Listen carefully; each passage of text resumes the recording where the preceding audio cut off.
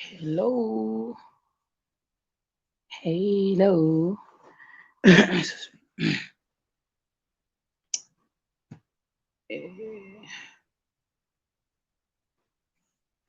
Hey, people. Hello. Um, hey.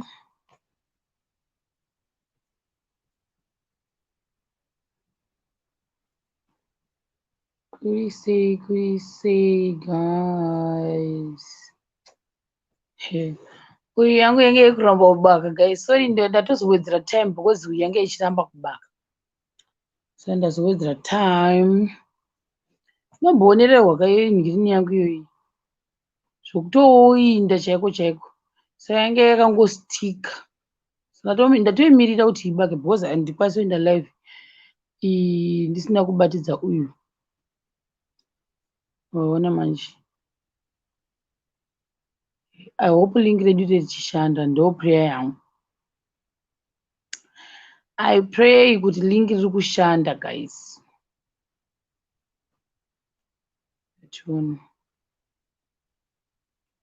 Let's see.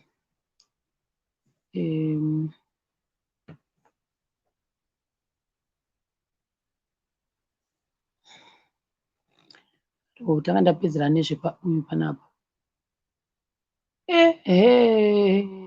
Nyasha zvisi inda wakamuka na 12 kudai. Sonde yangu ndaswera ndakavata ini nhasi. Ndaswera ndakavata. Guys, chichikuita kuti slow guys. Very slow zvacho. Pandakachi update one. Yamaza inenge ichinzi update iya inomboitwa after some time. Ndakaiichiita. Saka ndikushaura kuti problem yabva papi apa. Ndakaii update one zvakanaka naka.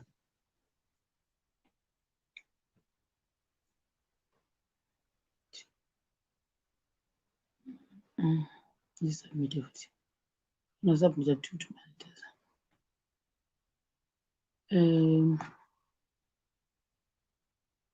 Chris Kavembe say James Mudenge really say Clocadia Murmira say Larry P Zim say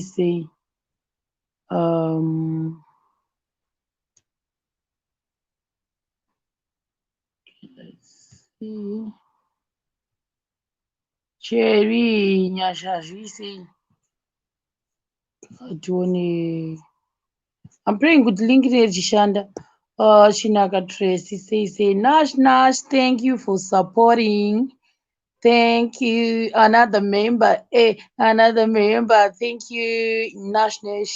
Chipo Magaya, say Gogo Cherry, Douglas Muganiri, Patricia JK, Gogo Patricia say Gogo Fortune, how you? Rabbi Mundam says hey. Nduna Ngomo say Chavlin Banda Tokozani.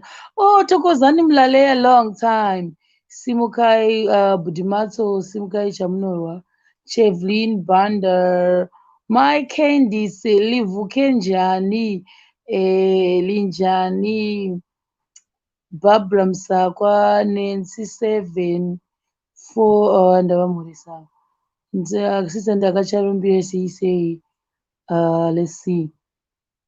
Blessing Motsi, Chinaka Tracy, Melody Kondanan, Maria Mangani, Ndagu Murisa, James Mdengi, Chris Kavembe, Caroline Matsebo. Caroline Matsebo, unondifungisa Katlego. I don't know why. Ndokufunga kuti Katlego, anenge achinzi Katlego Matsebo. I don't know why. Asandaisa link moda kupinda here moda kupinda here asandaisa link taku sei Locadia Murwira manje mikirinira uyu manje gandiridze but inenge iri very low because veumumu vaekera vavata guys. Nhasi ndanonoka kakutanga, asi ndanonoka kutanga guys, saka ndienda kuzovaitira rusha. Regai ndiise pasi pasi, ngatione, ndiise pasi pasi, ndienda kuzosvoda Bluetooth mode. izwai indinotokumhangarira. Handidzore volume.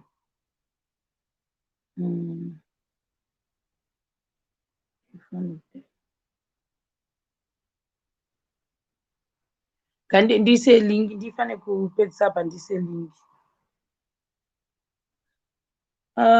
Sipika rangu sitinyambogara ndakapesa Bluetooth pairing successfully. ndakapesa uchichaja kare chinhu ichi kare chakuchema chema.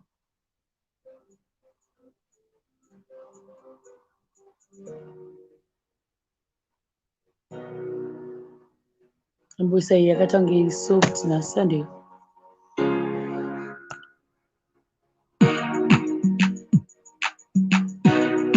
Ndaitioni ndichange ndapedza apa guys, 1 second.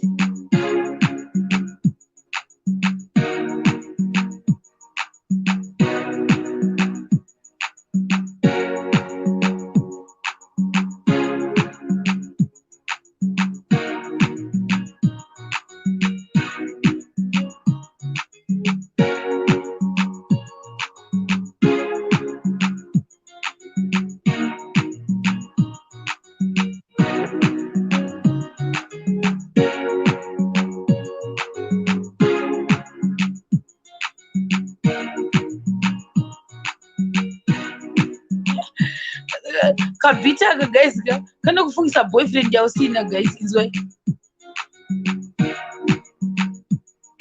Fearless dance uchitamba wega, maoko ari mumhepo, uri 1 out.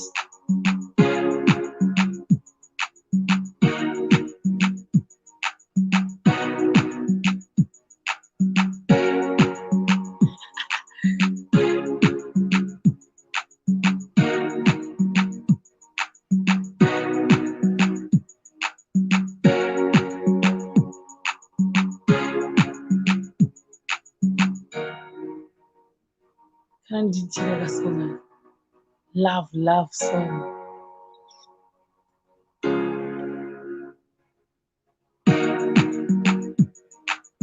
I think ndikanzi ndachata hangu secret wedding yangu yandaireva iya ndoekera, ndinenge ndichindoshandisa this beat.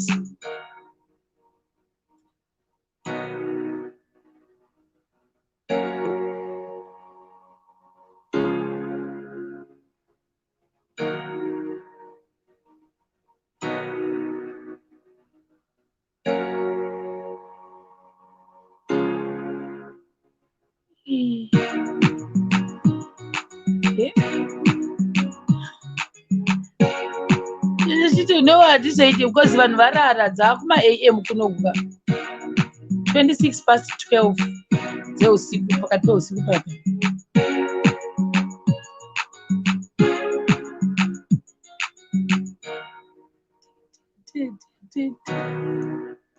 Kabhita kandaisambokafarira but ndakuta ndichikafarira iko zvinezvi.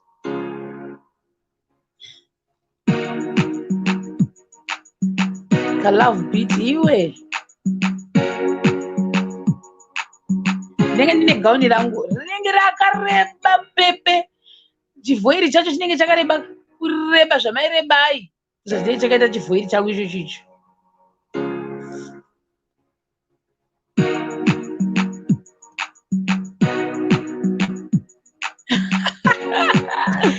Vandimbonzwa imwe yacho iyi kakarondidhora ndangariro dzasikaziya.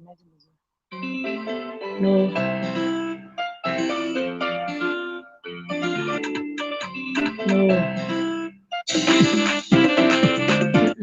Spirit yangu haisi kuda izvi. Spirit yangu nhasi iri kunzwa kuda izvi.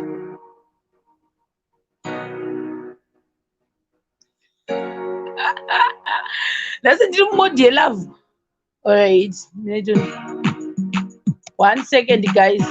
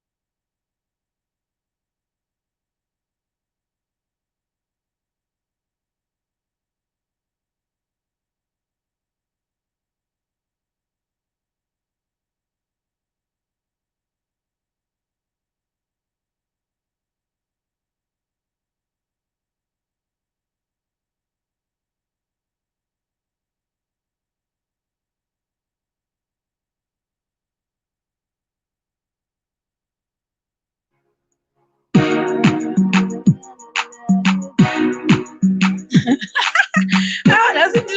Love mood. You know, my own words.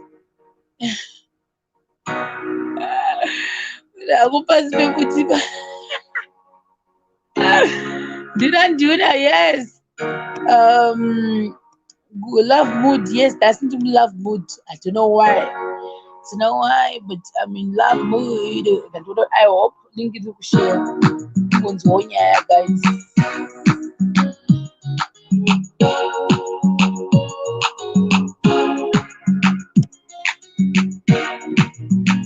Yes, link right. Bye link mupinde guys.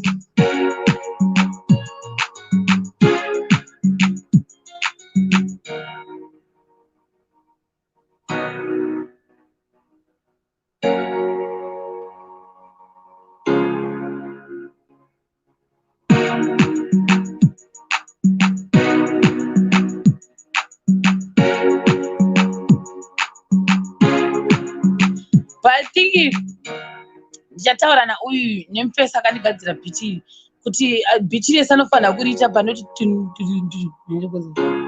kuti bhichi rese ringe rakadero apa rese bhichi rangu ndopinda naro mukoti secret wedding akabhichi kacho kakapenga ndinenge ndichitamba mbichana ndichiti ndototaura naye kuti ndinzwe kuchekera anobvuma here kundigadzira another bhichi rakangodero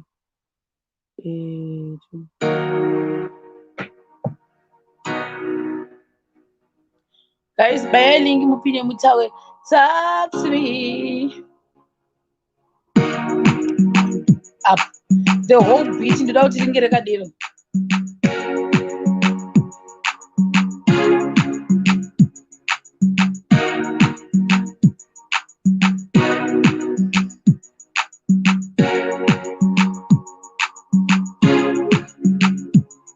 onoriimbira ndega ndinoda kuti ndoimba song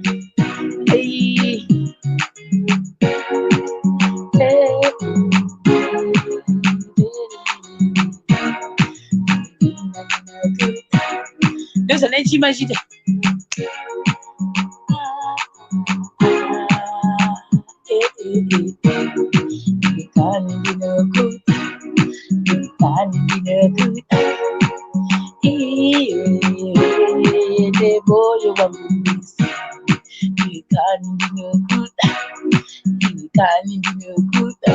anenge achinzika nati Peter takani ndinokuda Peter takani ndinokuda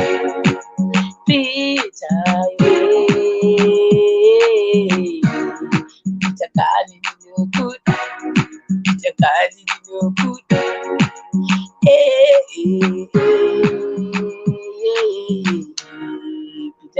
ndinokuda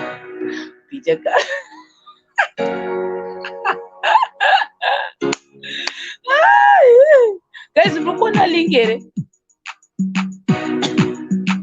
yes shema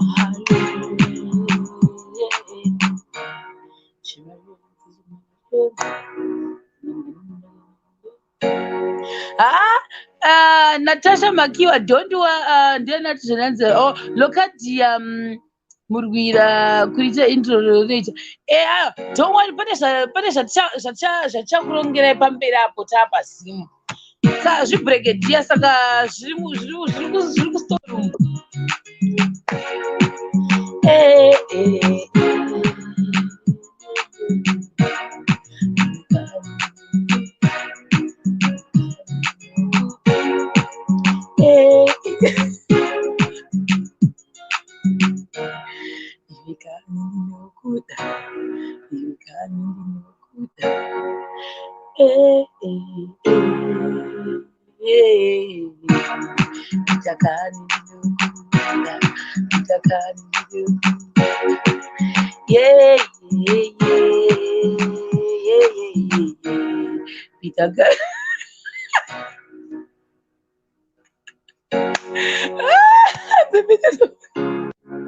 ndotokonda kutogira masongs ini Peter kani ndinokuda, Peter kani. Oh, oh, oh. Ndikati inobva yaita kunge gospel. Yeah, yeah, yeah, yeah. Yeah, yeah, yeah, yeah, yeah, yeah. Yeah, yeah, yeah. Mbona.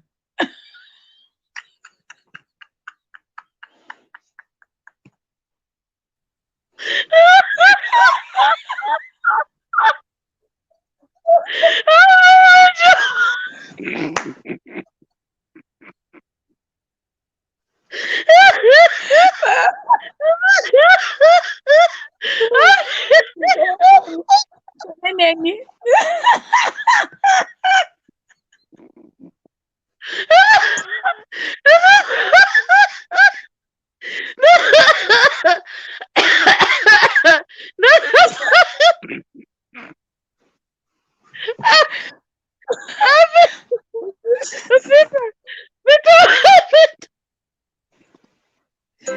Aiwa, inotori nice beat kama kutoita zvokuseka muchatoridzwa mumalyrics.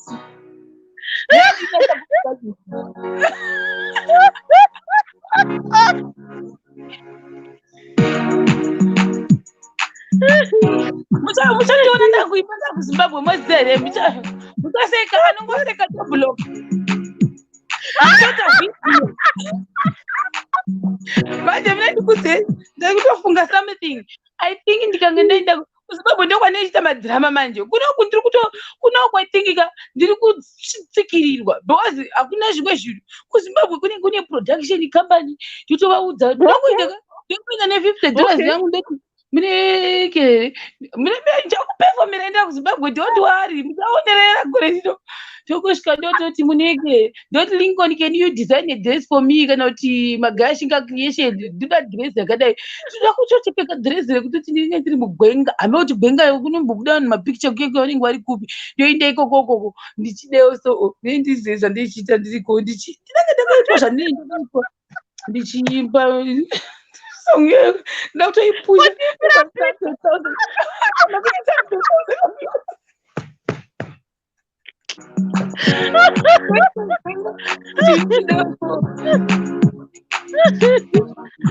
Peter uri munhamo.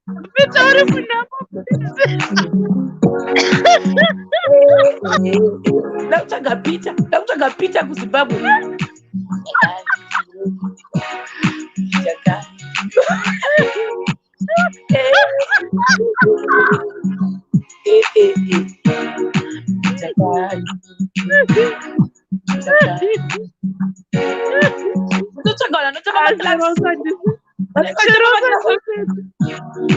Chakani ndinokuda ndine chikuda nemisodzi ka nemisodzi. Okay, tumisodzi chichururu.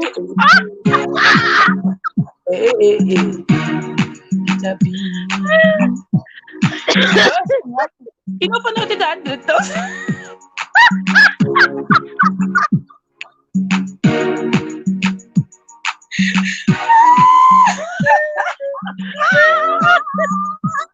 Sorry, munhamo. Right. Don't worry. Mukangonzwa kuti ndakuzimbabwe chete kungokuudzai kuti I am now in Zim. Be prepared. A lot of wonderful things are going to happen. So many crazy things are going to happen. So many dramatic things are going to happen. My promises. Okay. Ndogona kupenda kufesi chigaya kuti ndakapenda fesi ndiri muroom ndikapfeka matishu ndikapana chandisina kuita pano in this earth hapana chandisina kuita now ndakuda kuita practical manje ndakuzimbabwe totohaya studio production tototi iwewe unenge uri apapapa ndotsvaga nenge achinziwa kacha 6 pack ndochingoti iwe uri Peter wangu chingoti Peter iwe. Peter doesn't have to be active. Peter just stands there. Achingofinyama kana kungosekerera ndinenge ndine kahosho pane kanhu kangu kane kahosho kangu kasignature yes ndechiti Peter gani ndinokuda Pachiroma. Yeah.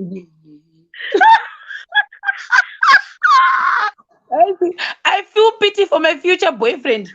Anofana kutozviaccepta ndozviripo. The song here we have to push it, guys. Inofana kusvika pa 100,000 viewers. Okay. Ndakuita zvebasa manje. Yes. Ndasvika Ah, kuZimbabwe. eh, Kwasindafika Zimbabwe ka this channel ka ichange ine zvakawanda okay. ndichiperforma. Mhm. Uchiita zvaunoda. Hapana, hamusati maona imi hamusati mandiona kuti I can be very dramatic zvamusati maona ka ndozvamuchaona musazovhunduki pakuona kuti Zvese. ho Kondishero wedu uyu.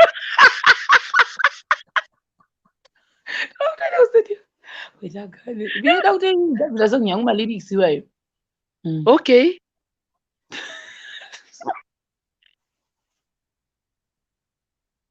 Akane maepisodes maseasons ekuimba Peter. Wow. Hanzi Peter ari mubrain dzaSharon ndiye ega munhu anogona kumuteka.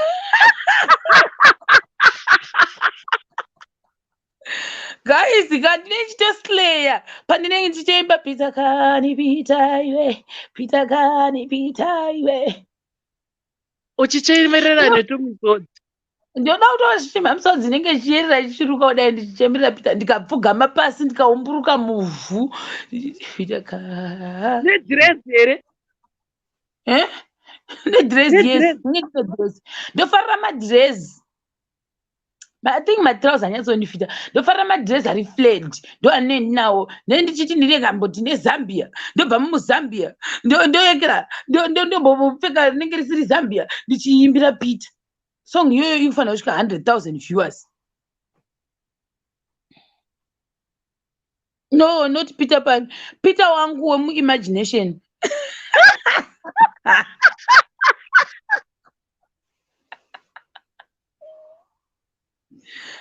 Guys, I feel pity for you. Ndichingoti D kuZimbabwe chete. Pane zvakawanda pane zvakawandisa.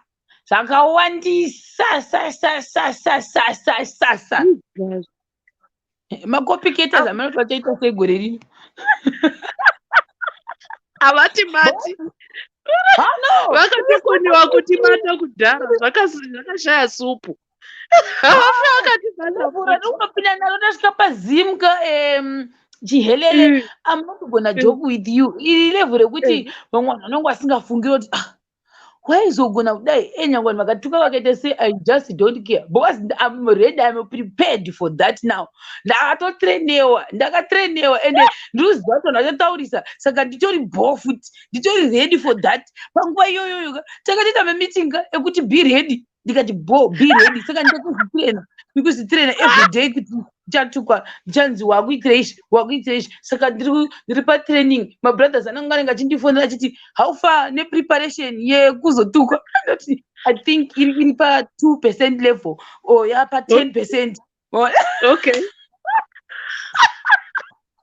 Mabrothers angu madrama mayangu anondinakidza manje mangu anobva ati ndezvake izvo akakuona ndezvake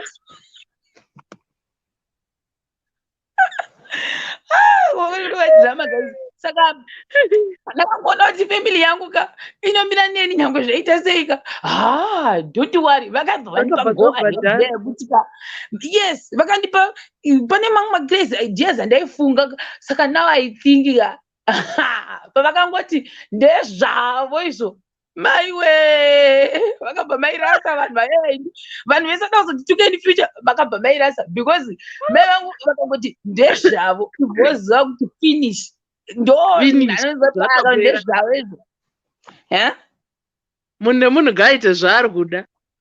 haiwawo vakanyatsoti ndezvavo vakakuona here uchiita zvechihulehule zvacho izvezvo vakakuona ndo vakanyatsoti vakakuona we how kana pasina izvozvo kana pasina izvozvo case dismissed. Hapana kana zvakutaura ndezvavo izvo namba uchiitewo zvokuitewo manje ndo munhu akapenga manje saka nyange vakaita sei ndezvavo zvitori ready ndiri kuprepeiwa bhozi zvatinoda kutosvika ndayo zvatinoda kunoita ndapazimka I think zvinezvi zvinhu zvekuti vamwe vanhu vanogona kunge vasingazvifungira kuti I can do that. Ndichaita pane kashifti kachaitika kashifti aka kaitika pane vamwe vanhu vachashokeka kuti chii chakuitika senge song yangu yandanorekodha iyi wamusician uchiimbira Peter. Yes, that song, guys, we should push it. Let's push that song, guys. In the name of Jesus, let's start pushing it in our head. Kumichato yedu ndo yaticharidza shero. Yes, vatsvaga munhu anonyasogona kundinyorera malyrics ndotoenda kuekera muchashamisika zvenyu. Zimu yekamzi shero. Get ready. Inenge yakubuda paNetflix panobuda music iyi. Netflix haina music. Things up iTunes. Netflix haina music shero. Oh my goodness. Remote yangu iri kupi nditombotarisa kuti Netflix ine music here. But I don't think Netflix has got music. Aiwa, don't worry. Muchati yes. Ndine ndiri very busy ndichinorekodha kumastudio. Okay. Dai vanhu vakasandidzinga mumastudio avo ndo zvandotyira ndogona kudzingwa mumastudio. Waparadze ndichibva ndichipa ndoimba ndine ndichipenga mastudio avo ndenda ndisoprano.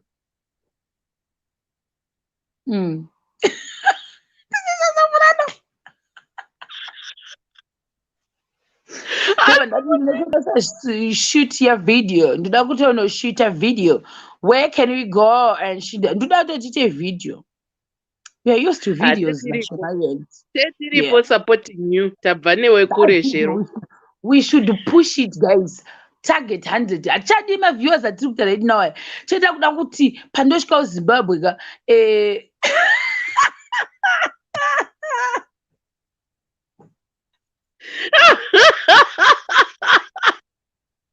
guys, ndakapita ku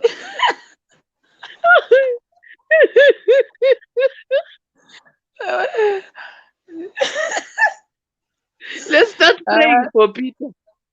Peter ngaatopinda pamaprayer request. Yes, hanzi kumbe anonyora malyrics then ndokubheka. Guys, andisodi kuti dzonetsa manje ngodai nini naPeter tiri vaviri chete. Unless vanozveseko zvekuzoita zvezvekuti muzasi kudai so mabeka list venyu. Tetiriko tichimba zvedu base tiri mubackground. Yes. Pfungwa dzangu dzakaoma, guys. My brains akaoma. I'll be performing. My channel ine madhuna mutuna akawanda. Muchaonerera zvenyu, regai muone. Handizvo tiri kumboita ma500 maviewers ma1000 tinongogomera tiripo. Muchazoona zvinhu zvakuzochinja pamberi apapo. Ndaanda pazima apo. Raymond. Tinenge takutotadzawo kupinda palive. Malive edu tinoita. Malive edu ndeti malive hatimabvisi nyange zvaita sei. Ndikabvisa malive saka ndozokonekta sei nevanhu. Ndinoda kugara ndichinzwa hangu kuti vanhu vari sei. Zvotonditinakidza kuti stress dzangu dziite shoma. Bosi pamwe Peter wacho imagination Peter wangu anozombodisappear. Saka ndoda kuti achidisappear achiitepi zve. Peter nokuzobaya mamoyo Peter nozobaya linki sei iye ari mupfungwa mangu haapindi zve. Handitomboise. Haapindi, guys. Guys, I'm praying. I think I have to give my strong prayers. I'm praying for my future boyfriend. I'm praying for my future boyfriend because he has to deal with a lot of dramatic things that I'm gonna do in future. So to you, my crush and engagement comment section materials, you have to be very strong. To you, future person, you have to I think I have to write a song about that again. Nothing but what you know, you know. Ndogonotanga ndichitaura handiti wow yeah. Zvisenzwire nayo mana. Yes, imagine ai ndakutanga nanzwa tinoita because inonyasoita kuti to you my future boyfriend my future Peter, yeah, you have to be very strong. Yeah. Yes, stick with me, be a stick of my life, stick with me, please please, please. Eh? Yeah, yes, because I'm a yes Peter. Oh, no no no no no, ndakanganisa mira pasiripo ndofana kutanga ndataura paine painochinja beat mira itonzi ine painochinja beat mira itinzi inozopinda to you Peter, my one and only future person, you have to be very strong. Social media is not easy. They will tantalize me. They will tantalize me. Be very strong, please. Peter Kali no kuda. Peter Kali no kuda. Peter Kali no kuda. Hey, Peter Kali no kuda. Peter Kali no kuda. Hey, Takani ndinokuda, takani ndinokuda, yeah, yes, they will come after you, they will come after me, they will say lies about But you, together, they will say lies about me. Together we stand, together we grow, together we fight. Itakani ndinokuda, Ita, yeah, yeah, yeah. Itakani ndinokuda. Guys, actually,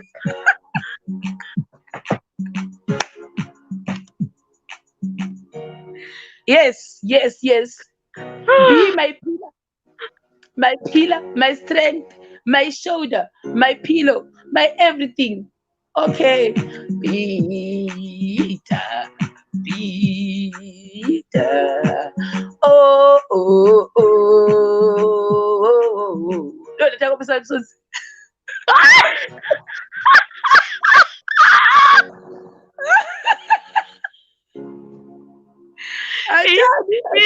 inini sabacking vocalist ndobva ndamhanya netutissue ndichikupukuta. yes. There's a tissue. Oh, but I can't just go so kadiki. I didn't do Zimbabwe. Cause that's gonna go get a tissue.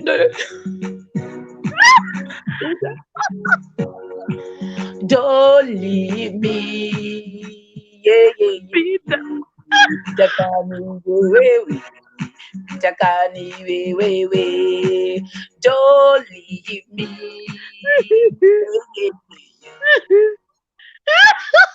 Let me continue.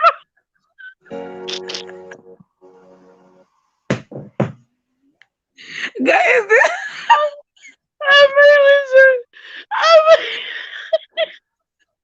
azvakadai hazvisati ndambozviona, ndatanga kuzviona pano. yeah. No.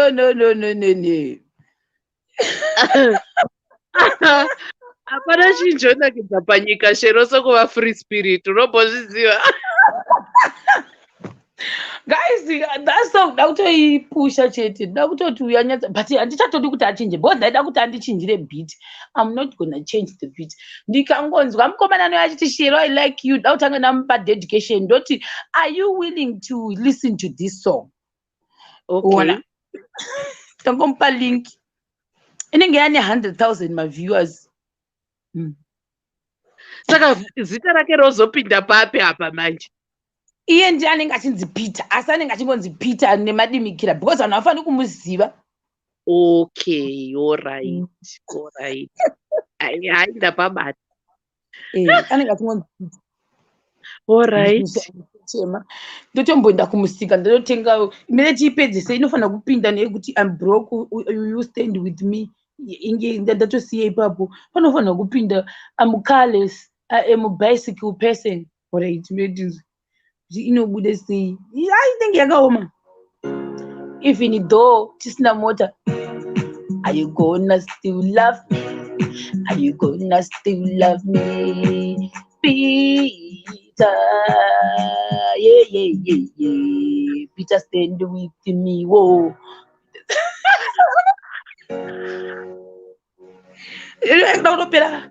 Oh, my Peter, I love you so much. I like you so much, Peter.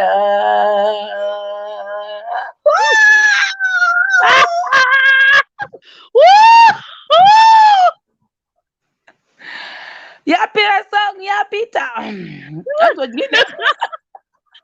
Nothing, guys. Ndozvanditori izvozvizvi.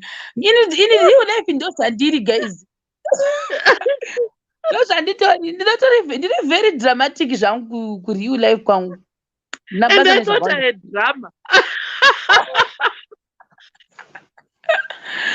Ndozvandiri, guys. Musikanyatsoziva kuti madhirama kuserigwa. Kana kuryira mupoto ndoryira mupoto kaini.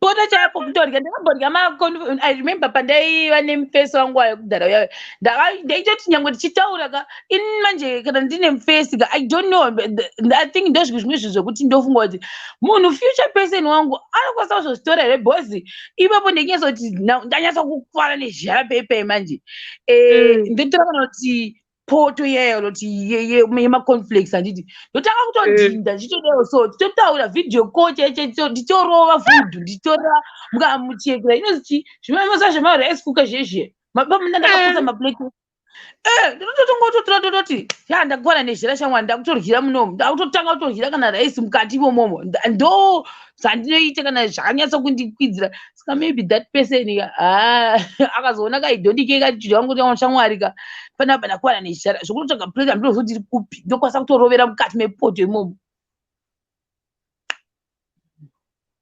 In future mukasangana nemapicture angu akadero ndini chaiye airyira mupoto in future.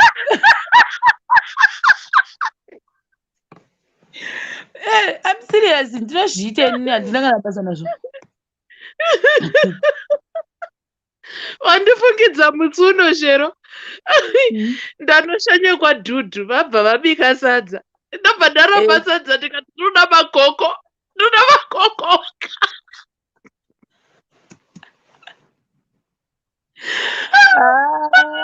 Unopinjira sadza wozodya ndikati handisi kuda ndoda makoko ega. Ndakafambirwa nemakoko chapa yakuzadza pureti nemakoko esadza.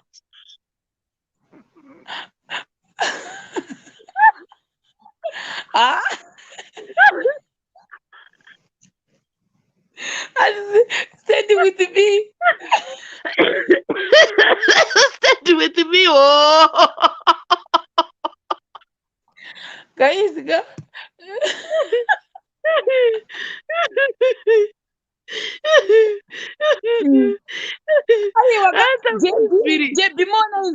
jebimona inzwaka iye kudyira mapoto munoita muri tuka nemufesi wako ndeyekuti iye free to that extent yekuti you are not faking it. Ndandikureva iyo yokuti hai wo unogona kutora shamwari ka kapo yachamhere kwairi but chipoto handizosviki hangu stage iyo chandoziva ndekuti ndegona kuryira mupoto kana ndakanyatsa kukwana nezhara ndinoitora poto ndikatanga kuryira mupoto. Saka kana mafuture vanhu vekare vedu vakambotitora nemapoto neichika mukazonawo mapicture edu achitendera achinzi uyu anodyira mupoto ndini chaiye ndinotsikira mupoto tototi tozviziva handomboseki ndo personality yangu chaiyo iri off social media zvandinetsa kana chigubhu ndinocheka ipapo ndaichomboti nhai saka ndoite sei ndokuti makapu ese ndakaputsa saka zvigubhu ndo zvandiri kuona saka ikoni just drink juice from yekeraka from chigubhu ndotanga kutomwa totanga kutomwa drink ati chikuru kumwa drink rako zvokuti yamwirwa paya hazvina kana nebasa rese izvo. pamwe ndofanira kuzomboita chidhirama ndichiryira mupoto only ndaakuzimu kwete muthailand. hakuna kundoita nani manje kuno kuti ndinenge ndiri ndega saka hazvinyatsobuda pana nonditora futi saka ndida ngazozvishanda Zita wangu aripiko? akaenda kuBangkok. Asikana ndamusuwa sazita wangu. Ina handichatombodi kuzvifunga bhozi ndikamufunga ndingatogwadziwa. Sorry wangu. Ndadzokera futi kunomawo yangu yekuti ndinotsura ndakavata ndozomuka ndoita kavidhiyo ndadero ndotanga kuita live zvakuti zvichiita ndikumbotsvaga kafirimu kekuti kekuona hanzi Peter itezei Peter imagination yangu imaginary boyfriend yangu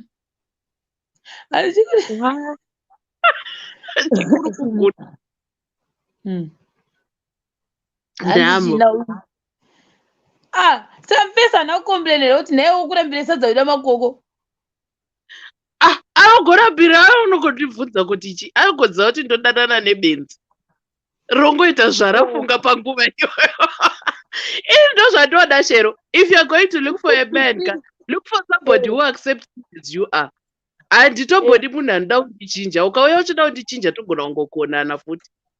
Ndotokurambira izvozvo because nditori zvandiri. Jaira zvandiri izvozvo.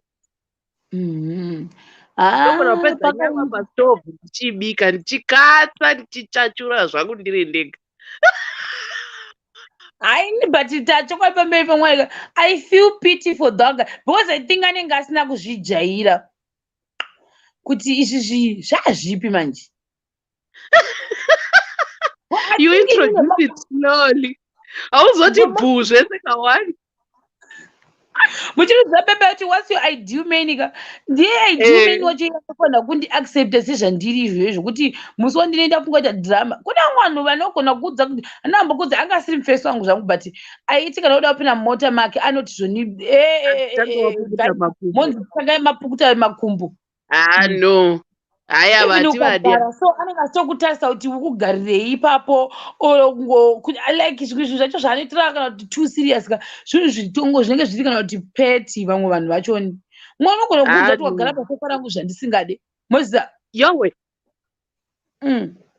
kana kuti lese ukabata kadhivhaisi kake kana kuti laptop uchingodawo kuva free angona kuudza kuti mabayiro ari kuti abhatani rero lese ukadaiwo oti mabayiro ari kuti abhatani relaptop rangu handizvide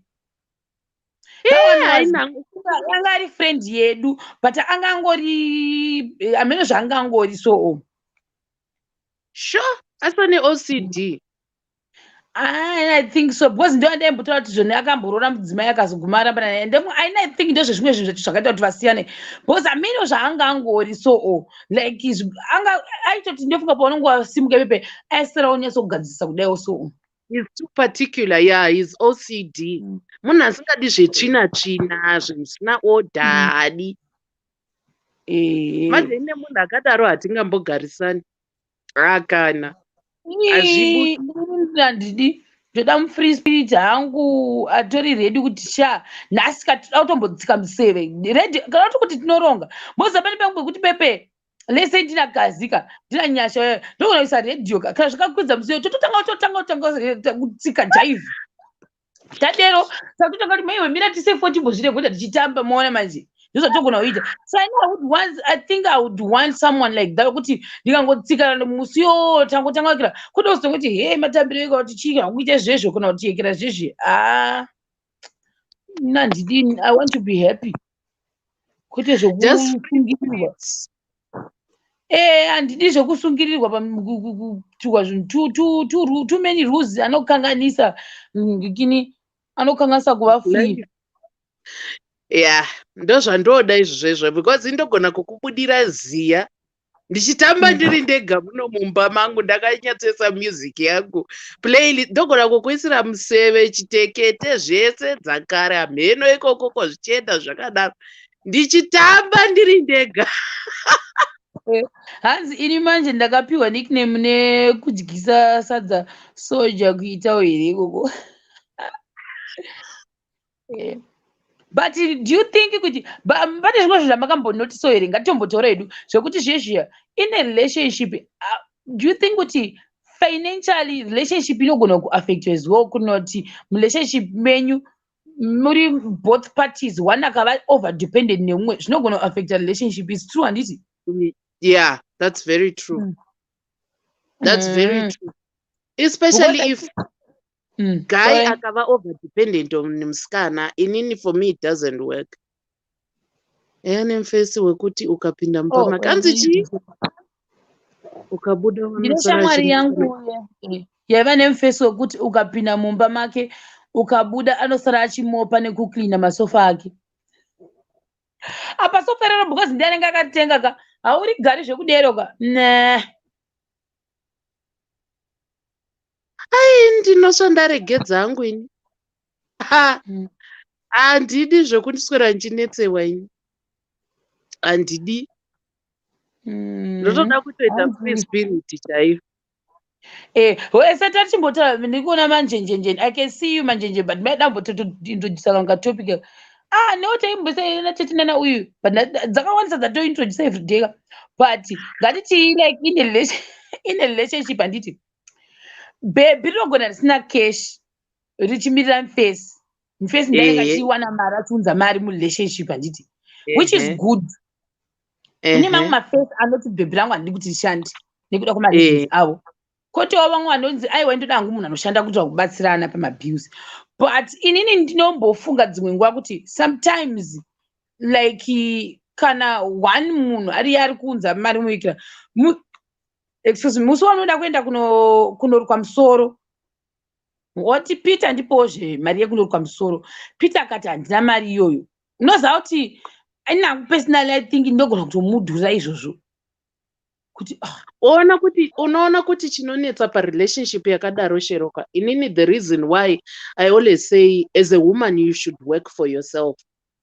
I don't want to be answerable to someone, not answerable kuti handidi kukuteerera, no, but ndiri kuda ka financial independence. Sheroka raka 200 kandiri kuwana ikakako. I just want that financial independence yekuti I know kuti zvangu zvikakwidza ndikakuda shit, who's calling me? Let me drop. Okay, sorry, pane anga achindifonera. Saka I don't want to be financially independent on somebody because it makes you liable to that person. Chero akada kukutuka pavanhu ka anogona ngokutuka achiziva kuti hapana zvaunondiita futi, because anoziva kuti mangwana uchandikumbira mari yekombi, uchandikumbira mari yekunogadzira musoro, uchandikumbira mari yekunotenga lady stuff and whatever. So as a lady I feel like you should stand on your own 2 feet, but at the same token atidiwo kuti I have a strong personality yekuti I think it has broken up my relationships angu akawanda in such a way that ndiri munhu yaanozvidza kuti you know what, I can do without you because I've got a salary that is keeping me. So at the end of the day handikunyengereri. So it's a two-sided coin. Kusashanda kwangu kunogona kundikosta futi. I've seen hama dzangu who were in such situations yekuti they were dependent on murume mumba, and that guy would do whatever he wants, dance on your head, do whatever, agokutuka pamberi pevanhu, agokutamba sinjonjo mumusoro, agokuita zvaanoda. But he knows that you are financially dependent on him. There's nothing you can do. But at the same token, inini neufreedom wangu wekuti ndinoshanda, it has cost me my relationships. Because sometimes handotongokudza kuti shamwari zvako zvauri kutotaura ndezvako izvo. Indinozviitira zvinhu zvangu, ndagara nditongori free, ndiri independent, handisweri ndichikunyengerera. Saka it's a two-sided coin. It's a very sensitive two-sided coin. Yes, he should stand up as a man in the house. He should stand kuti aone kuti rent yabhadharwa, chikafu chatengwa and all that. And at the same time, neniwo, I should have my hair done. I should have this and this done. Saka it's a two-sided coin. very sensitive, and there's a thin line between kutozodhererwa nemurume just because you are dependent on him. Anokutamba imwe yokuti wega unobvuma. Saka I don't know how to balance that. I don't know. Ko isu vasingagoni kukumbira mari kumufesi, saka zvofamba sei manje? Hanzi unokumbira mafirst days uchipiwa, but nekuenda kwenguva unonyimwa then worwadziwa, so it's best kuita zveshuwa. Inangu ndikangokuti ndikumbirawo 50 cents yekuyekera, the moment yaunongoti he I don't have, nyangwe ndichizinzi zveshuwa hauna, I think ndofila handitozi kuti ndofila chiini, I feel empty.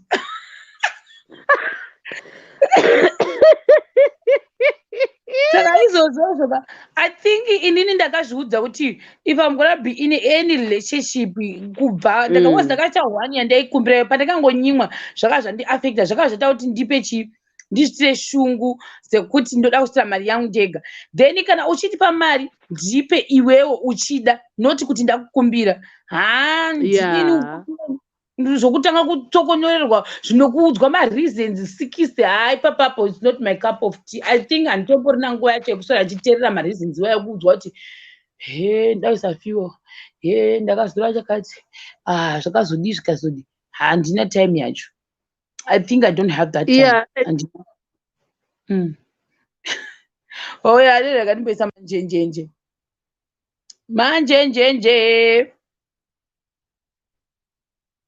manjenjenje aindipi manjenjenje, akandise link vanenge vatombobuda zvavo, tomboisa nguvu song yangu yapita ndichimirira vanhu. Pita iwe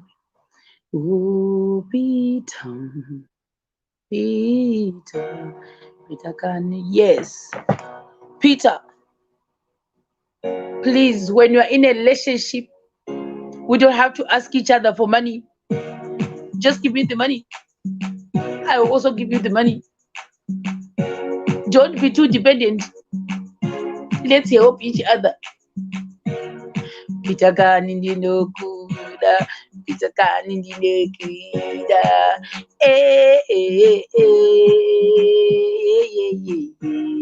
Peter Kani ndinokuda, Peter Kani ndinokuda,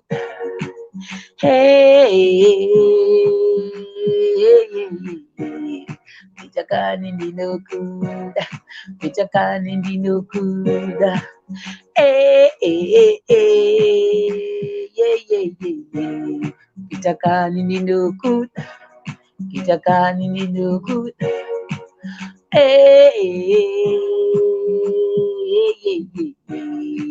Peter Kani ndinokuda, Peter Kani ndinokuda,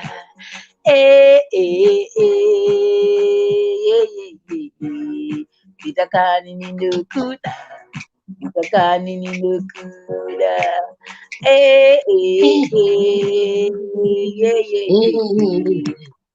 Peter Kani unodiwa, Peter Kani unodiwa,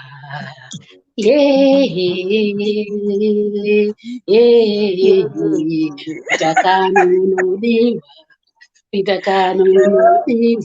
Apana kubva papinda maspeech. Peter, my Peter. Oh Peter Kani we Peter, Peter Kani we Peter. Peter Kani. Peter iwe Peter, Peter iwe Peter, stick with me. Whoa, whoa, whoa, whoa.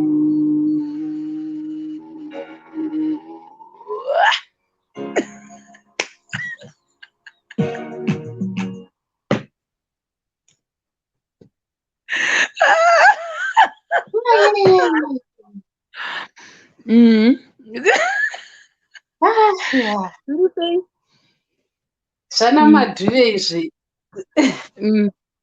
zvana madhuve zvinokunda ngomakurira. Nhasi makachena chena, you look cute. Oh, thank you. Taurai chinzwe, mati kudiko nhasi? ndandatongopinda kuti nditomboita backing vocalist. Zvino uri kuimba nekiri pazasi zasi? Uri kuimba muda itakani unodiwa? mina itione kuti ndinokwanisa kuiyekera. Maybe this guy, the flow. Oh my God, ndeivatsvaga ava. The flow, how are you? Zveseshero. Muriko Naimi. Ende ndaikufungaidhisa the day ndichiti Naimi vakaenda kupi kwavanouya neuyu inonzi chii inenge yakangoiswa papa zvamunoisa izvo. No-DJ here? Vaiuya vanotisapota kubva kudhara ivo vakanzi the flow kubva kudhara. And this week amene ndaivafunga ndichiti pati vaimbonzani namino kuti vainzani vanongouya vakaisa kamera yavo ipapapa. Kubva kudhara kiki kubva kunana ndakatanga kuvaona vakatanga kupinda bhokisa munotanga kupinda nana March April iremi kubva kare. Kwakudhara. Anyway, ndingatokubatsire panyaya kwaitaura yemukomana nemusikana yefinance. The problem iripo kwandiri maonero angu iculture. Culture yedu isusu inoita I'll say pachirungu inokuita disable especially vasikana. Ukatarisa pachivanhu, right, pachivanhu mukomana kudhara kuti inga chindokuchengeta. It's a dangerous word iroro. You know why? Because ari kuti I will provide everything for you. And wakagara meaning kuti uchamanager zviri kuuya. And but then ukaita like unoona munhu anenge achikupa achikuchengeta tongoti makuchengeta. Kozoita kuti uzosvika usangane nebora ngoma roti rinokuabuse because ndori kuprovide that. And all. Saka isusu as vanhu maonero angu ndekuti we need to change mentality yevanhu kuti mukomana akati ndokuchengeta ramba kuti handikuchengeta watochengetana. Meaning uri kumuudza kuti then I will be providing zvandinokwanisa.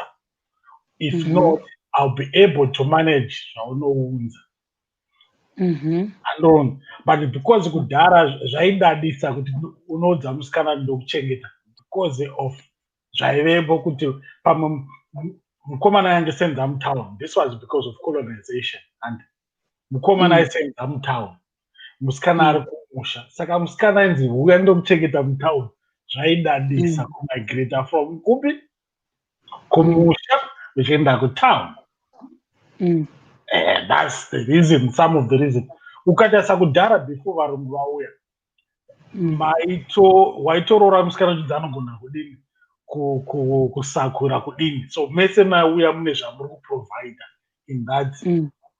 Not apa hatitaura relationship, hatitaura kudanana, hatitaura marriage. Nditaura pazvekuzodanana zvamazuva. And saka for every reason chiri negative zvinoitika, you have to look back. Ramba uchidzokera kumashure. You'll find the reason why things are like this. And saka handa explain a migration from varungu vasati vauya muchiroorana mese mamuri sort of able-bodied muchikwanisa kuprovide for the family. Then colonization ikauya ikadivaida vanhu, varume vakanzi vanofanira kupinda mutauni vachisenza vakadzi vari kumamusha. Then musikana akanyengera kuti dade ndokuchengeta vanogara mutauni kune magetsi hauende kutsime this and that. But at the same time zvakaita disable vakadzi because havada kungochengetwa vachigara mutauni vasingaende kuhuni chichi this and that. Then pabva vaketa situation kuti varume vacho vanenge vakuabhusa vakadzi vacho because they are provide. So now things have changed kuti vakadzi now vakuenda kuchikoro vakudzidzawo akukwanisa kuzviprovida ega. Kune vamwe varume it's a challenge on its own. I don't know what to say. So now let's go back to tamtaura relationship muri mukomana nemusikana. What inini hangu as a father you should teach mwana wako musikana, not one unomteacha kuti you should be able kuzviprovide, and two, you as a father provide whatever you can to your daughter kuti asaabuse nevakomana vachizoti a role yako baba. Apazina ndo pane keyword especially kuvasikana kuti musikana pane kwanza unofanirwa kutengera chakati. It's not responsibility yangu kutengera musikana wangu chakati. irresponsibility yababa wake. Zvandinozomupa inini, it's an extra of appreciation relationship yedu. But unfortunately, because if neeconomy inoitika yakawanda kuAfrica, you find kuti mukomana anenge akutosubstituta role yababa remusikana wake to provide, because as long mwana wako asimusenza, it's a responsibility as a father to provide for your child. But because nekuoma kunoita zvinhu, vana baba vanoita lean back, musikana akudependa nemukomana wake. Kuita a problem. Then from there, wozoona kuti munhu akakura, musikana akakura musituation yekuti akarerwa namai, akaona kutambura kwaita mai. So then mai vake vakamukudza in a surviving mode. Zvaichaura nemusikana wangu aitaura naye kuti inini I can provide for myself, and zvakauraya relationship yangu. Zvakauraya relationship yake because iye kwaari, whether vari murudo kana chi, ari musurviving mode yekuti hanyengerere. Akadini ndokukura kwakadzidziswa namai vake. Kuna advantage kune disadvantage. Ndozvazviri, ndomaonero angu. As men, we should teach our daughters kuti anogona kuzvichengeta. At the same time, isusu varume, parents, like zvavana kuti mubereki anosenda mwana, let's say kuuse it, and ungomusenda neschool fees chete, nika pocket money ke 1 month, for the rest of the month achawana kupi mari. It's either achatsvaka mukomana anokavhira that role, ndomarokwanisa kuti achifambi. And that. So that's how I see it. Wow. I mean, no maonero, but that's how I see it. Yeah, zviri kumeka sense. Vanhu vakutoti true caller. Apa patahwa nemunhu wechikuru vedwe tazviwa. Hanzi inonzi surviving mode, all right. Chiedza Productions, taurawo tinzwi. Iwo device yako nema echoes. Mirandi. Manjenjenje dzoka. Shero, can I talk with Pania Nezuru? My Tara Emoro, Nderekeza Manjenje. Taurai. On one valid point, unfortunately, the happy family mentality dzakatosiyana. Neno ndiri against that mentality kubvira even kumukwasha ndekumuroora. I'll talk as a man kuti andinovenga zveukwasha. Ukatarisa pachivanhu pakafiwa kufamily andika kunotarisirwa wakwasha kujump in, ndizvo. Inini I hate that. Why do we have kuti vakwasha vamhanye rufu rwokumba kwedu? Uri panzwisisa? Vakwasha ngavave zvavo, but saka ufamily hwedu huri pachika achiitwa basa nevaitsadha nevakwasha nevakuru. Basa redu family nderechipi? Simply because makazvara makoti aiwa, no. So it's the same thing. Yes, uyo ndainzwa point she was stuck nezvakudhara kuti mukadzi anofanirwa kuuya kuzodini, kuzoshanda, kushandirani. That's the question. Unoda kutadza kushandirani, because vese vanhu varipo vane vakadzi vavo. And instead yekuda kusavisana, it should be a coordination. But ukatarisa pachivanhu pacho hapana that coordination, kusavisana. A good example zvanandiudza pachivanhu kuvakwasha panoita rufu mufamily. Wakamuzvona kuti mukwasha anorespectwa best nekuti akapfuma sei? Sure, hamurevi nhema. Anorespectwa nekuti akapfuma sei nezvaanoprovida kufamily ikoko. Ukadatarisa kuti lese pakaita vakwasha 4, wokupedzisira ndianenge achimviri youngest. Akaita mari wokutanga haonekwe. Kana kuti akaita mota kunonzi arikatipindire mukwasha baba vachakuti vari kuuya. Don't father, but because ane mota. Very true. So that's what happened. Yeah, hamurevi nhema. Hai inogwadza asi and it's a fact yekuti inonetsa kuti ibve hanzi yes brother the floor sure hanzi same with kuti varoora tishande every gathering nhaikola tozofarirepiwo. Chihelele chihelele ndofunga daudzoka chihelele tauraitiwe. Unoona kuti let me just reduce volume. Zviri kutaurwa namukoma vangu ava Sheroka, it's very true. And it's not kuti vakwacha chete.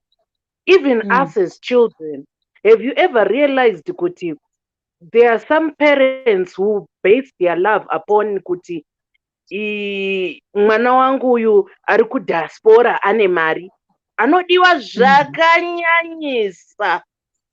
And then there's Nyacha ari muZimbabwe ari kutozvikwangwaira nenhamo yake who is struggling to survive. Anongodiwawo zviri moderate-wo zvekungonziwo mubereki anoda mwana wake. There is parents sometimes we are at fault as vabereki kuti we differentiate love yedu according to what financial basis yevana vedu. And even hama as paukama wedu, I can love my sister who is in the diaspora, who is in Australia, UK, wherever, America. I can love her more than the sister that stays with me, or the sister who is in Zimbabwe, or who is in local proximity. Tinogona kutoita kalove kamwe kefeki so. Zvekuti chero kada kuona family functions, I've witnessed this before. Family functions whereby vana diaspora vakasvikaka. Vanoita kunge vachatogezeswa makumbo chaiwo kutonzi garai penyu megapo. Vanenge vari ngirodzi dzashe dzekuti imi vana zukuwo zvenyu munenge muri kumapoto muchitsva nechihutsi muri panze. Hakuna kana anombokucheukai kuti madya hamuna makapfekei because of that financial status. And it's very bad. As a society, it's very bad. We should learn to love each other equally. It's very extremely bad. And it's made us to be separated as a society. Because tinozokuseka mangwana iwo uri kudiaspora wadona. Isusu ana zuku vanga vasingadikani kumushoko. Tinozokuseka zvekuti unorwadziwa. Because and sometimes, most of the times I've seen it's stemming from my parents.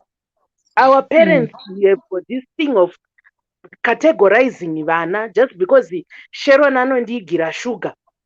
Nyasha andiigiri sugar. Sharon ndiye anodikanwa kuti akasvika pamusha anotorara pamakumbo amai vake. But Nyasha akasvika. Nyasha antonzi dai masuka ndiro dzatamwira tii makuseni. Ndo rake haatombopiwi mukana wekutomboyemera mai vake. I'm not saying kuti that's what's happening in my family. I'm just giving it as an example. Please don't misquote me. But I've seen it happening in so many families, in so many situations. Zvekutoti zvinotorwadza. Even ipapa pamarriage dzatanga tichitaura Shero.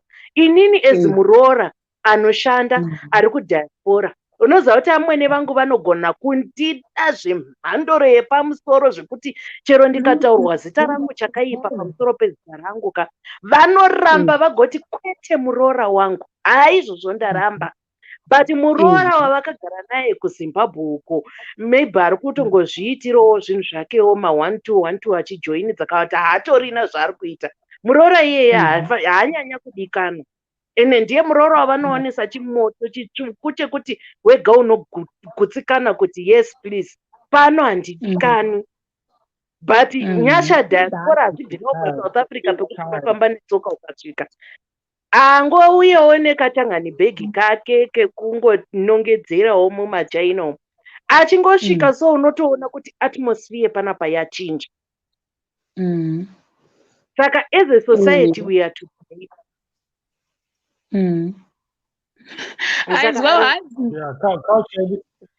Culture yedu inonjere too much.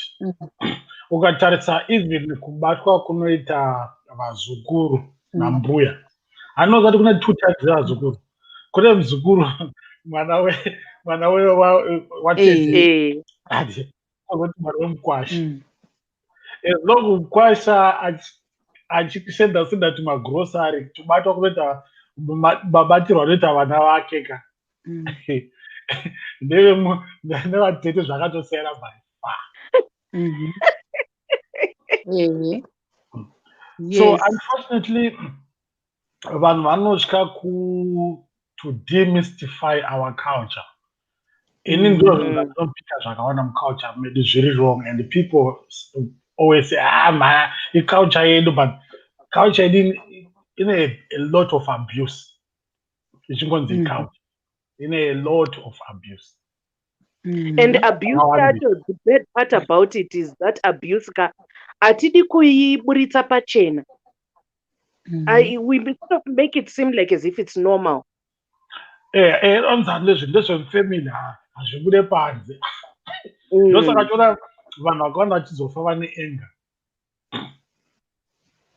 because vanenge vada kuzvitaura onzi you can't say that to your mother, you can't say that to your father. So that means you as a parent uchakura una anger. That anger you pass it on to your child. So it's a vicious cycle. Hanzi kana gurupu rinorongwa zvinhu haupinzwe kana usina mari. That's very true, Shero. Inini pane rimwe gurupu randakatozopinzwa ritori currently it's running group iroro family group. Takatozongopinzwawo zvekungonziwo vaya vana nhingi ngavachipinda. But otherwise ukada kuda kutozvicherechedza nyaya yacho vakatoipedza kudhara kuironga. But just because iwewe uri munhanzvasvosve hautorinawo kana senti, vanoziva kuti hauna kana contribution yaunobhotipa. Maybe ndinayowo panguva iyoyo mari yekukucontributirai, but maybe handina. But I've realized zvaari kutotaura Rutendo ka, it's very true. And ukazoona wakupinzwa mugrupu ka, ziva kutoti vatopedza kudhara kuronga. Iwo wangopinzwawo zvechirango. Guys, hanzi kuna pana nonzi Chris Kave. Can I see your face first? Ndisati ndakuedha because pari blank. Ndinoda kutanga ndaona face kuti ndiani. Because handisi kutomboziva ka kuti ndiani. Pane mamwe magosta takazombopinza kare. Ndimbotiradza face yenyu mozobvisa yenyu picture. Tanga mandiradza kuti ndiani ari kuseri kwacho. Ndoda kutanga ndaona kuti ndiani. Ndisati ndaisa aid. Because ndogona kuzopinza munhu osiya ataura something iwo. Anyway, rega timbonzwa kuti vamwe vachi hanzi chokwadi usina mari chero mugrupu ukataura zvine musoro sei hapana anodaira, asi ane mari kungoisa koma chete munhu wese kuti what a nice koma. Watanga. What a nice koma.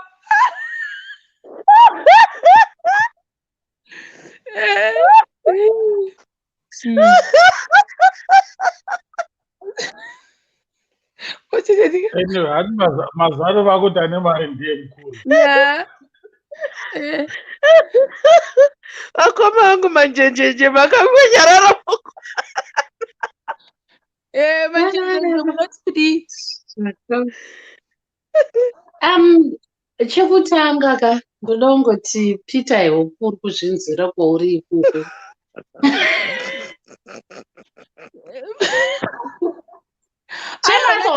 Peter Kalembe ndiani because handisida kuedha munhu wandisingazive kakuti ndiani waona ndizoedha ghost. But anyway, Peter ari muimagination mangu, asi Peter I hope wana anti yavanhu.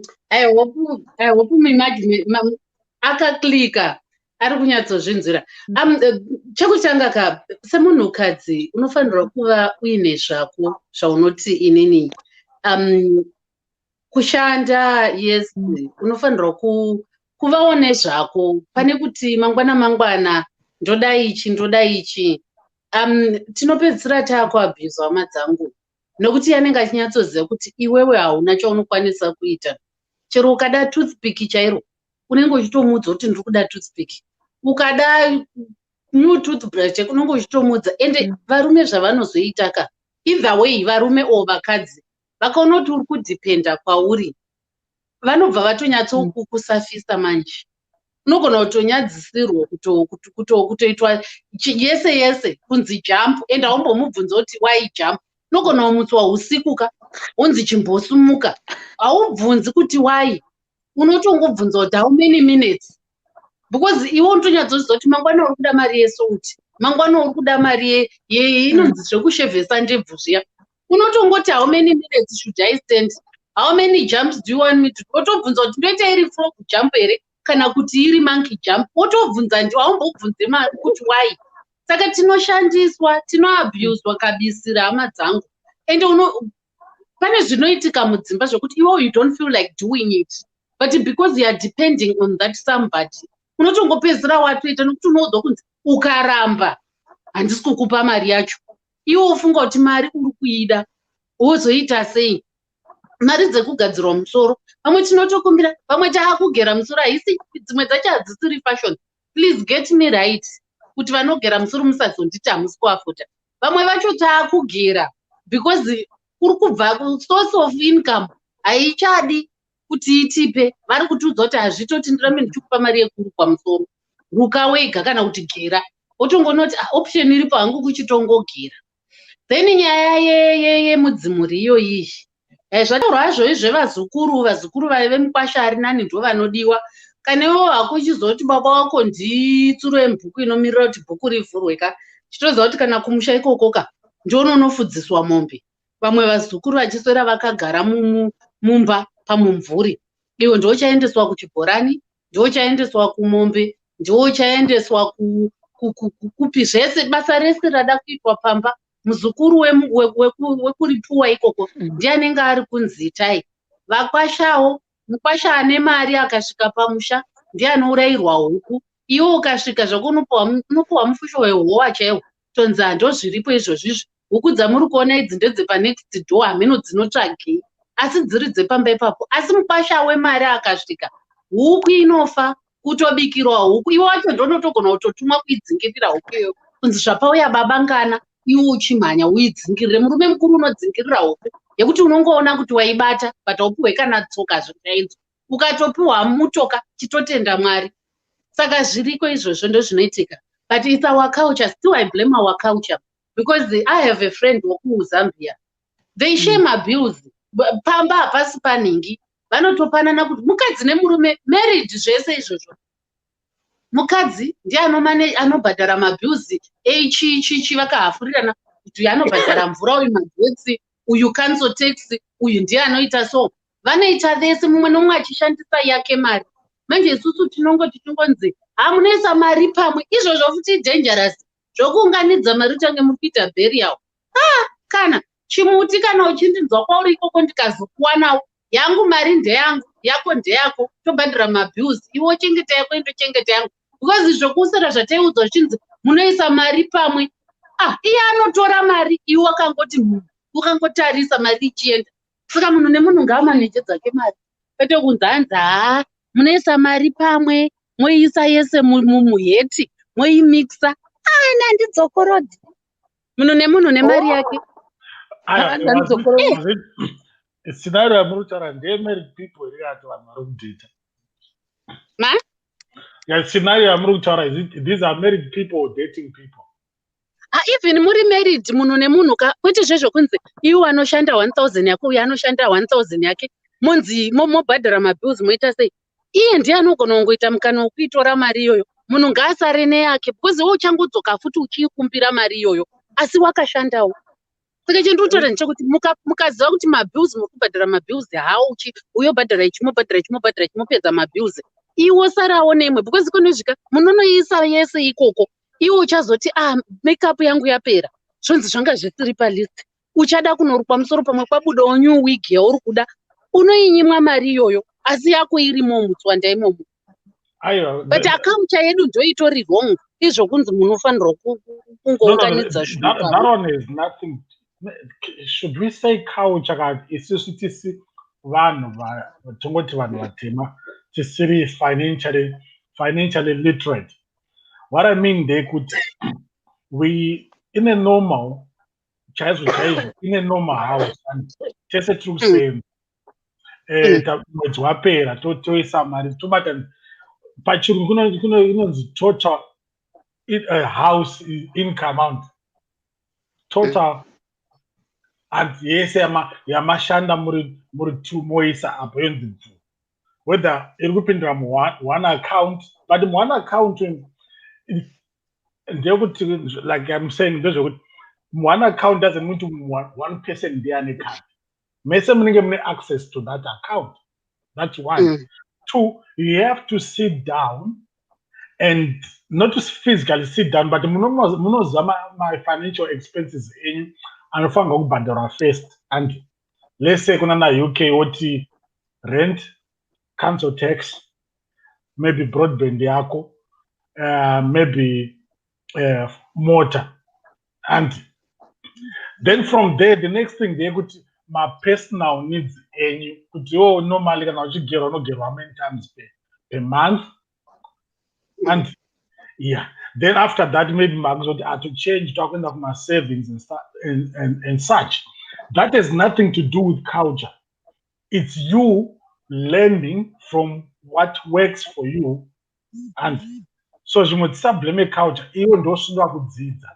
Yes, in life you can't cover my bad habits emunhu saka bvoti handichaise mari yacho basket because uyu anospenda tanga madiscover mabad habits emunhu kana aonekwa moti akashama listen I think une problem yakati can we address it than kuramba kusa money in the what in the family basket because the same mentality ari kutora akafanira kuti kudhara yekuti varume vairamba kuudza vakadzi vavo ingirichi salary yake because atwa ndourayiwa this and that aiwa ikoudza shava mari yedu yauya ndeiyi budget yedu yakamira so zvatopera izvozvo kandiri kuzvinzwa but chandiri kutaura ndechekuti even izvokuti hanzi zvoni munounganidza chinhu ka pamba muri kunyatsozoti rent muri kufanira kubhadhara 1000 whatever amount you are paying munyatsozoti 1000 iwo uchabhadhara 500 ndobhadhara 500 magetsi iwo ndiwo uri kusota magetsi izvozvo zvinotituma kuti tive hard working and wega unonyatsozviziva kuti inini my target is to pay my rent, is to pay my council tax, is to pay my gas bill, my electricity bill, my water bill. Wonyatsoziya kana iwo uchizoti iwo ndori in charge of these three, we are in charge of them three. Yeah. Moita because even varungu chaivo they share child care. Mwana chaiye kutoudza kuti iwo unobhadharira mwana mari yekunesari asi tinobva tangoti ngatingoisa yese mubasket. The weaker point the stronger point ipapo pane kakushandisana nekakaabhuzana karipo because mumwe anenge ari kushanda and at the same time vakadzi kana kuti varume either way tinobva tazoti kumusha hanzi kuri kudiwa mari, kwamai vangu kuenda yakawanda ndo imwe nyaya futiyo, kwamai vangu kuchaenda mari, kwemurume tozoti mari dzacho hadzisi kubhalansa. But izvozvo tikazvigadzirisa tikazvironga tikazitopa kuti munhu ngaangoita zvaada because kune yatelimwe kuti muri couple iwo uri kushanda yakawanda indi kushanda shoma munzisai mubasket but kana taakuchinopa vabereki kana kuti kana taakuchida kuita mamwe maspecial needs inini ndichatora yakawanda iwo uchatora shoma, how would you feel? Saka izvozvo zvinhu takatozvinotisa kuus maZimbabweans ndisu tinozvita because senge maeuropean tatidaro ndozvanoita it's inyaya yekuti how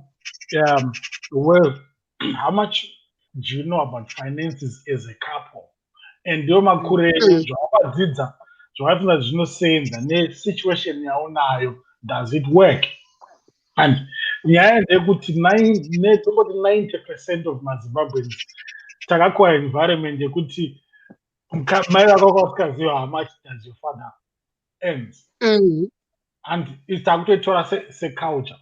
Then you come from a places like UK yekuti saka takutora abuse dzevabereki seculture. You want to apply for mortgage and mortgage you can apply only one, you know it will take you many years, is it? But you can apply only two, it will reduce how many years. So that means you open financially more two. Okay, how much do we earn per month and my expenditures in that camera, so how much can we save? So we are going to challenge it. However, so which ones yakuchallenge mentality yako kuti should you try to hide finance salary yako kumukadzi wako here. Same applies kumukadzi kuti imari yangu ndakasave saka iwe unofanirwa kundichengeta ndifanirwa kutaridza mari yangu. So we have to learn and adjust. Many Zimbabweans, men in the UK failed to adjust my situations like I want simply because of that good culture. No, we have to adjust to change. But vangani manje vanoda kuchinja because mamwe mahadi mashona type zvirodhirana. What you need to understand is, right, you have to deal with your men kana kuti deal nomukadzi wako. Zvafana kunzi wakambonza unhu kwanzi varume vanonetsa. Ita wako wakasangana naye anonetsa.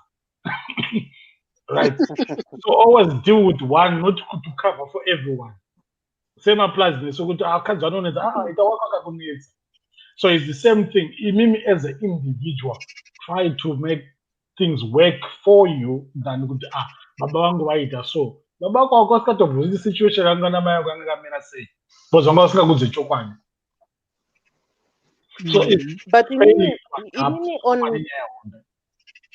on point yamanjenjenjeka inini, let me just say this, I've lived in culture yevarungu and I've lived with varungu all my life.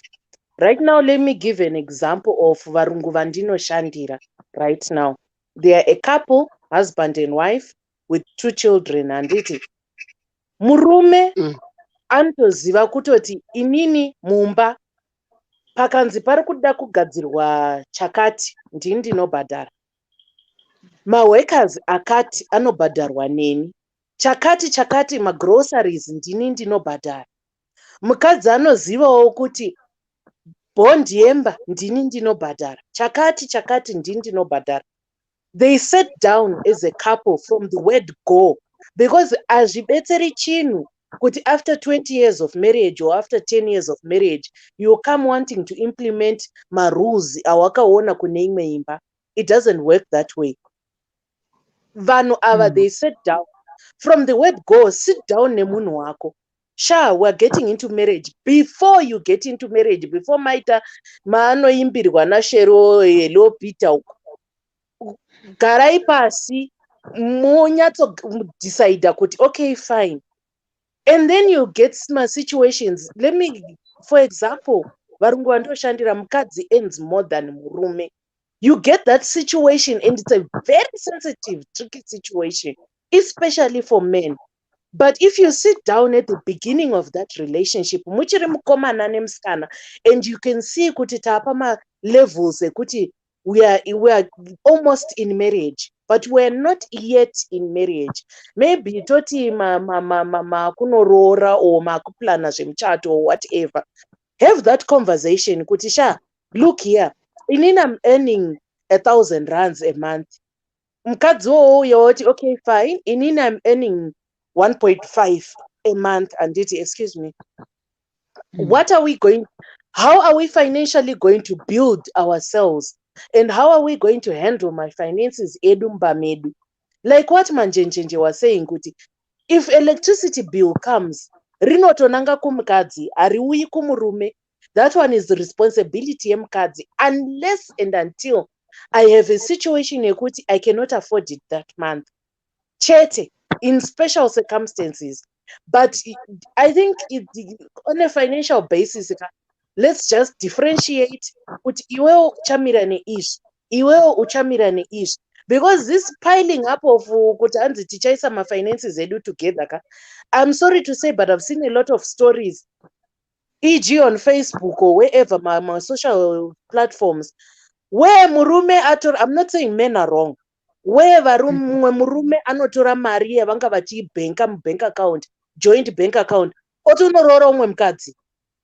For example, iwewe mainhana mamuchisa mari yenyu imomo, but iwe akutonoitirwa maninji nemari yako yaungochishandira. It's a very painful situation that can lead to so many situations ekuti it can lead to committing suicide, it can lead to zvinhu zvakawanda, it can lead to depression, it can lead to a lot of things. Saka munhu nemunhu ngaamire nemari yake. No, no, ndongoziva kuti they are getting the point. iri remagetsi pariri kuuya it's mine. Musikano webasa ndinohoresa. Baba ngavamire semusoro wemba, ngavabhadhare rent, ngavabhadhare chakati, ngavabhadhare vana kutengerwa hembe, ngazviitwe nababa. It's a ndosaka pepe pekutanga ka I was like it's a very very sensitive situation that is only differentiated by a string. It's tambo chaiyo. You can fall either or. Zvogona kuita make a marriage and it can break a marriage due to my financial situations. No, you see, Kwandiri, Andika, I get your point. I don't dismiss that. But Kwandiri, at the end of the day, it is about you, how financially literate are you?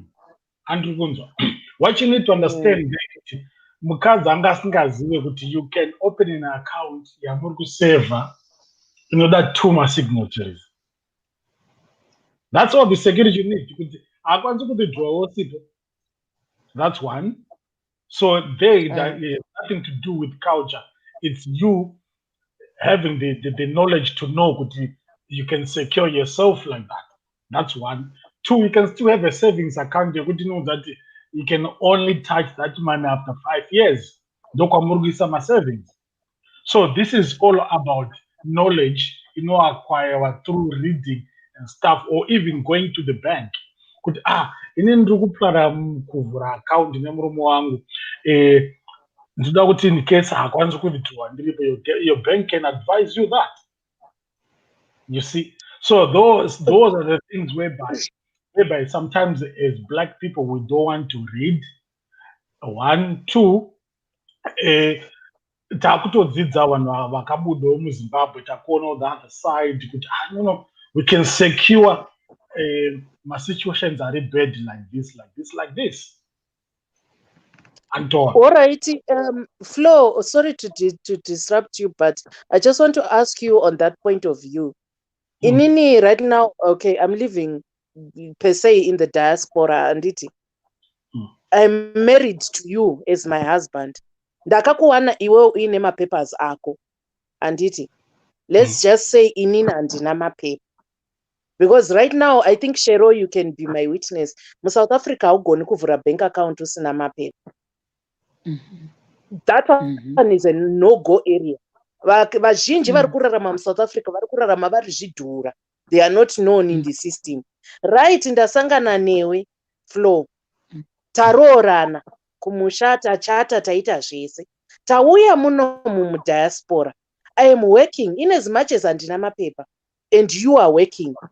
You have the capability yekunovhura bank account in your name. Inini bank account iro zita rangu haritombofichi because handitorina mapepa anondi validate kuti ndimire ipapo. What then happens there? Because right now we're talking, all 4 of us are in the diaspora. Anditi, what then happens there? Okay, fine. Let's turn the tables. Ndini ndine mapepa, iwewe hauna. What then happens? Could I can open a bank account yausina zita rayo iwewe, and if that bank account inenge ine phone numbers zangu, everything that happens in that bank account zvinouya kwandiri inini. Ndogona kukurova 10 nya kukutaurira chokwadi handidi kukunyepera. Ndinokurova 10 nya waaisa savings ako ese imomomo, never to be seen again. Yeah, it's a very tricky situation to balance. Yeah, that's a good example, but this is a new example of the current situation, which is not our, which is outside what we're mainly talking about, but those noetica because of migration. We understand that, but we were talking of in a normal circumstances, right? But yes, let's address that. That one is still a tricky situation everywhere, right? We got even you get my first. I think I chance as Tare Moon. My account the moon I should go to half of it. Those are circumstances made by migration. And I think our main thing was focusing on in a normal circumstances, whereby that's why I'm talking about financial literacy, right? Financial literacy, like I wonder for Zimbabwe, looking at our mothers, it wasn't there because Nema cultures were data or mukadzi ainzi anogara kumusha, this and that, and looking back vakadzi vanga vasingapromoti kuenda kuchikoro, this and that. And on. So pane maproblems akacreatwa nemigration. Also maproblem the main root haasei migration. The main root, the cultural behavior, what we thought was right, which end up being abuse to those who are disadvantaged.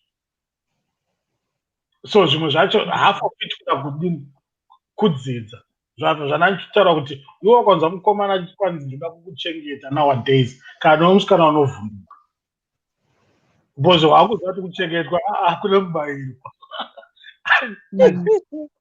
watotaura from the word God chamwari handidi kuchengetwa handitozoita zvandiri izvozvizvi so chachengetwa but because kudhara zvaiattractawo musikana because of the situations which were there.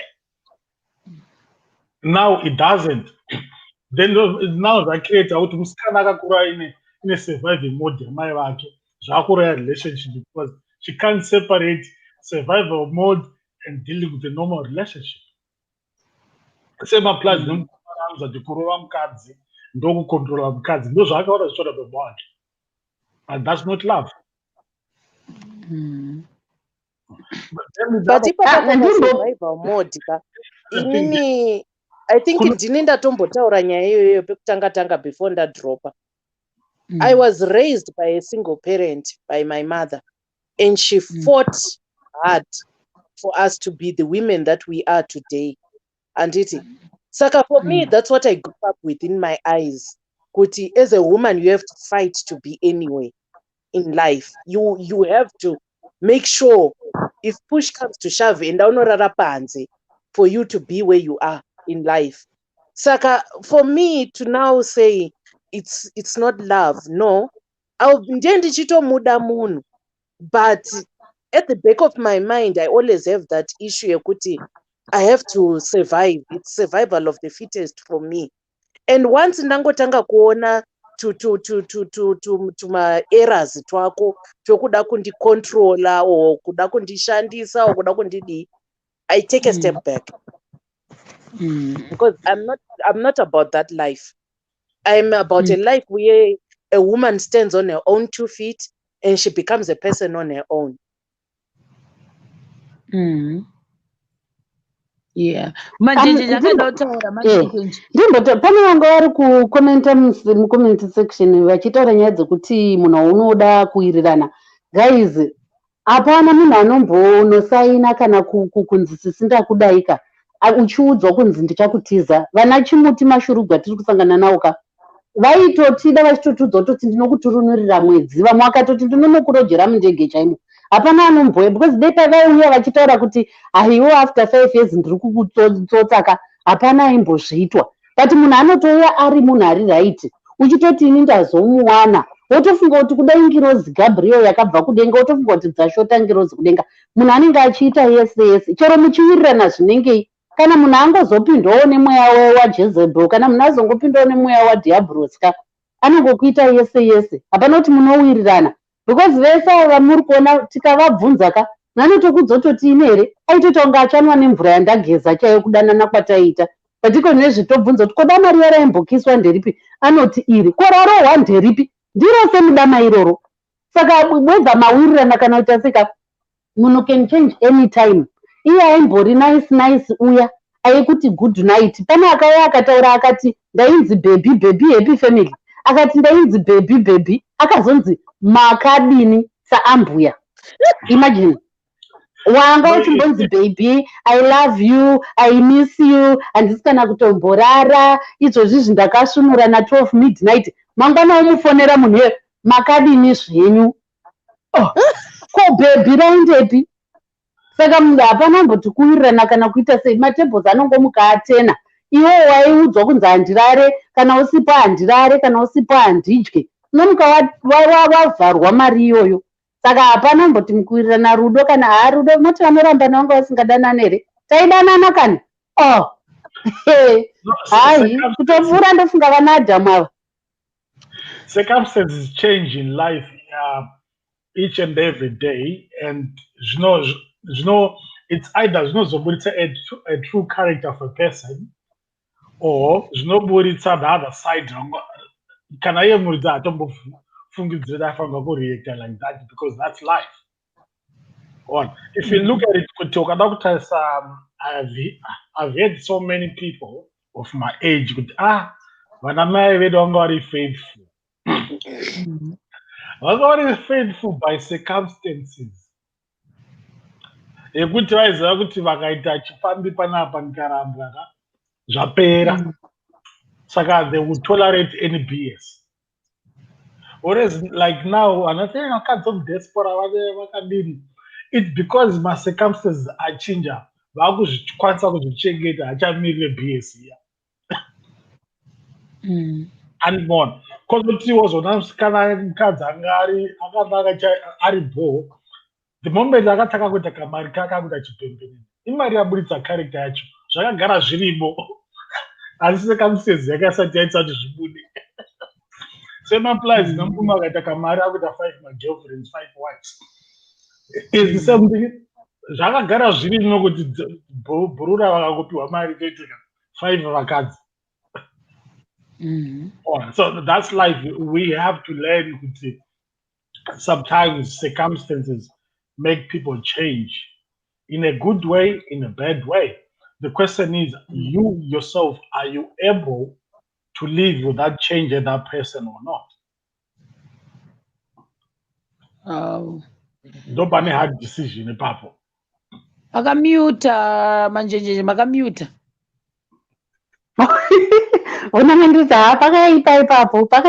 Yeah, people do change.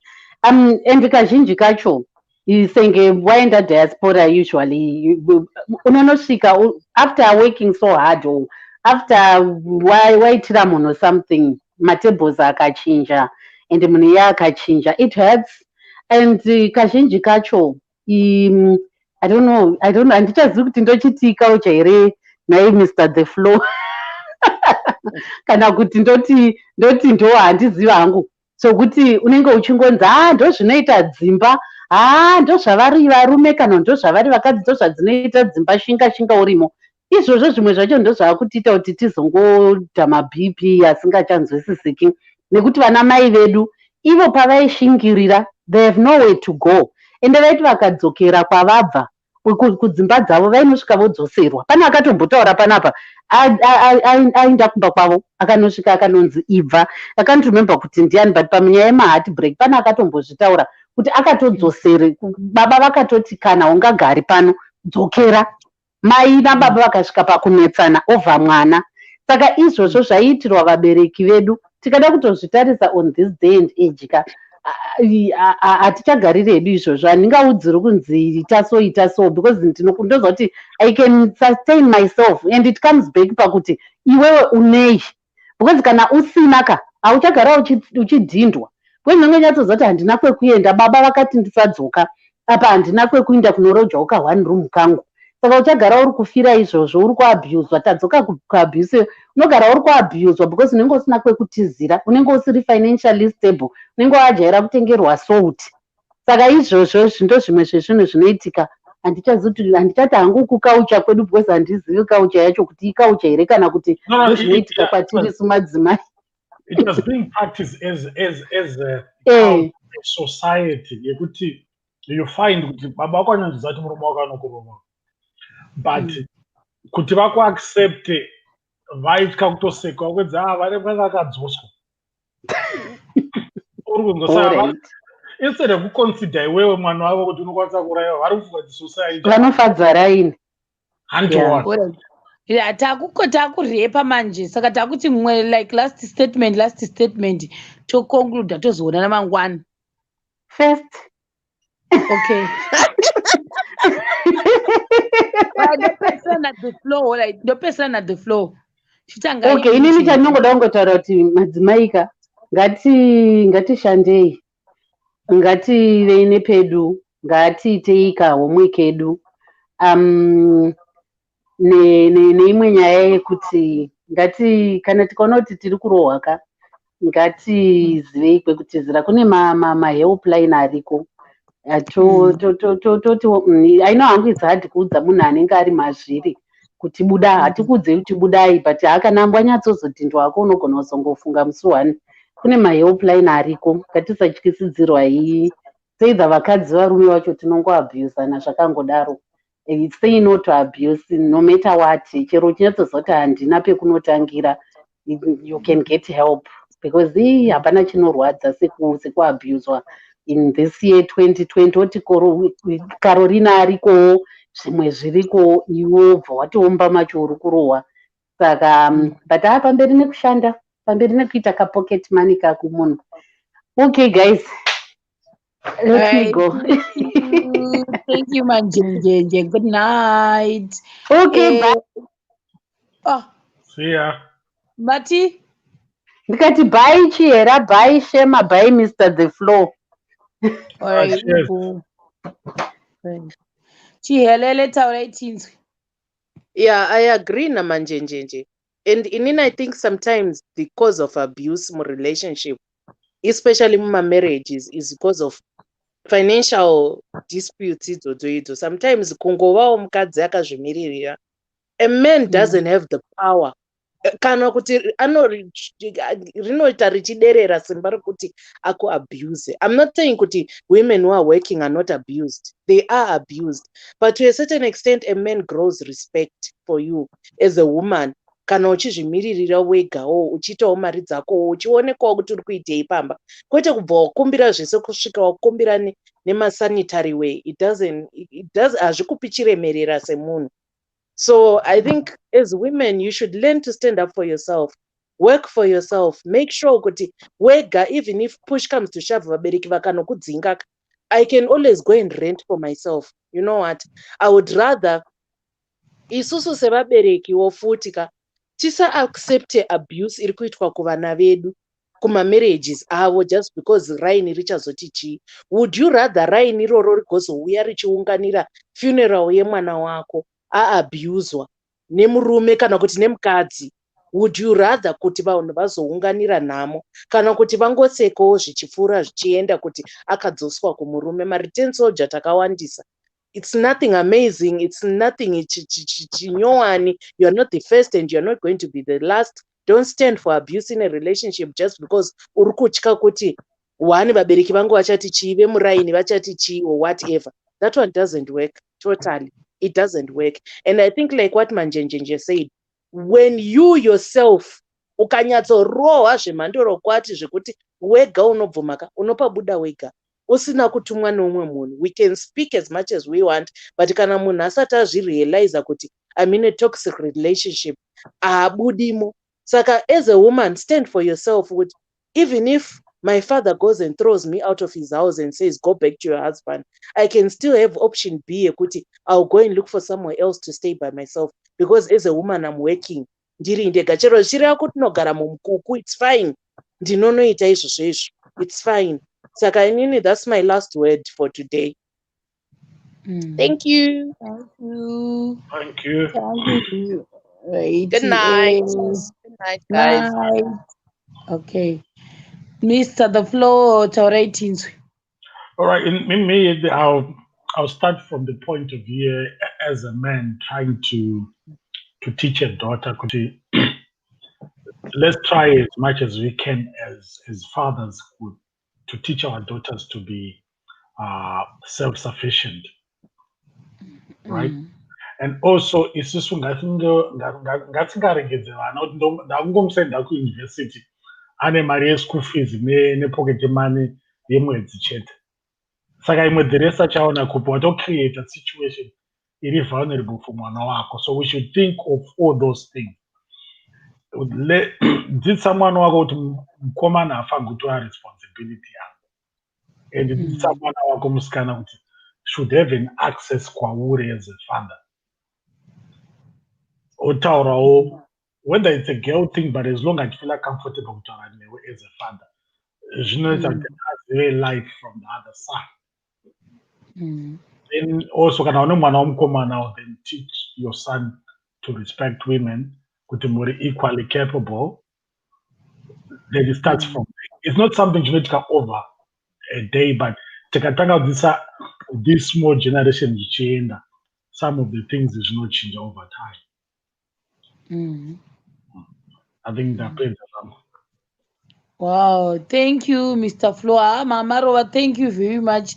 But matondifundisa imwe nyaya iyo iyi yakazoitika. I mean, chaona kuti ndoiita here nyaya yacho ni mangwana.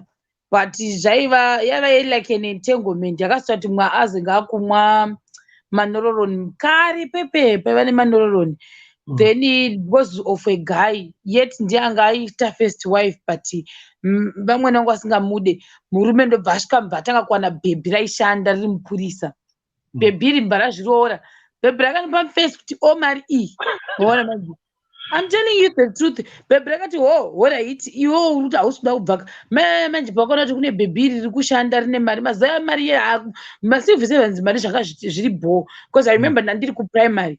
Mukadzi akatanga kurohwa. Airohwa makuseni tichibuda patende tichida kuchikoro pepe. Taimuona airohwa takatarisa kudai achichema kusvika azoti ndakumwa manoroni pakabhuya maambulensi chaiita mangwana iyoyo. Yeah, life. Mama. I was funny. I post 2 days ago. And when you decide to be with someone, make sure you know and explore and unpack how they were raised. Many folks were raised on survival, not love. It's a powerful statement here. But sometimes that's how they process the rest of their life, unless if they're willing to change. Yeah, thanks. Thank you. All right. Tobatana mangwana. All right. Guys, mangwana maybe ndichambotara iyoyo pamwe muti tine maissues amunozivawo guys ari related kune story yandada kutaura. Ndoona ndakamboitaura kudhara in passing, but maybe mangwana achazokuzvikudzai zvakanyatsoitika, and that was sad though. But the first one actually anga asingadiwe ka. Funny part akazonyatsororwa nemurume anomuda up to now, ane family yake itoriwo bho. Asi mwana uya wokutanga akamutorerwa. Akatorwa nambuya vacho vangu vasingamudebva mutora. Mwana aitikana. And heterogy yamweneka haina kugumira pana mai vangu vasingadeka. Yakanhanikira pana mwana. Guys, mwana iyeka aitikana achiuya kuholiday vakamutora vakati hatidzi muHarare. Ndobva vaenda naye kumusha. Aitikana achiuya muHarare paholiday. Mainzwa tsitsimi. Anenge ane dhirezi rakabvaruka. Vaikwidza bhazi vakaderoka. Akadero guys, handiri kureva nhema. Achiuya sounyatsona kuti kuri kutonhora asi rujuzi nemwana rakabvaruka rakadhabha rakangota zijuzi. Vadanza kuti handiri kuona pano kuyozona mwana. Mai panenge vada kuona mwana vaimudzinga mukadzi kuti handiri kuona pano. Asi mwana vakamutora vakanomuita maid. And vanhu vangasingachazive manje kuti kumusha kwaakaenda ari kutopinzwa chikoro here kana kuti haasi toenda kuchikoro. Ndo vanga amaid wavo mwana iyeye vachiti kana angoitawo laki rekunzi handi wekuHarare vanenge vangochinjawo mwoyowo ndiye anenge ari maid wavo. Amuna ndombozoti akazienda nekupi bhozi mbuya vaya vakazofa. Mbuya vaya vakazoshaika. Mwana wavo futi wacho ni vese vari vatatu vanga vari mucycle vese vakashaika. But ndichazouya kuzoita sei kuzokuudza yangu what happened nenyaya iyoyo. It was so sad. Guys, thank you. Good night. Bye.